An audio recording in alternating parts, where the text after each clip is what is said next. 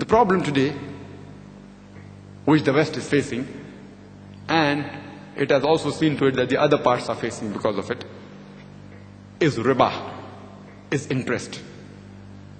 Today, the Western world is in problem because of riba, because of interest.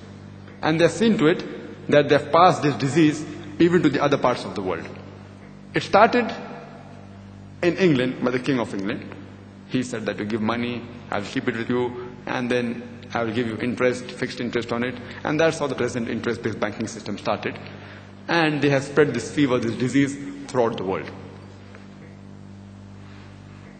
The Quran mentions about riba. The word riba is given in the Quran in no less than 8 different times.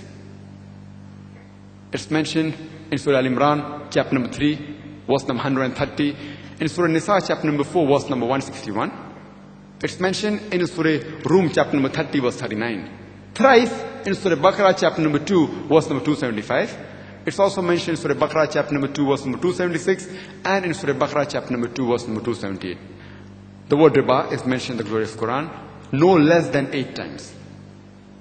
And why it is haram, etc. I've given the talk on interest-free economy promulgated by the Quran.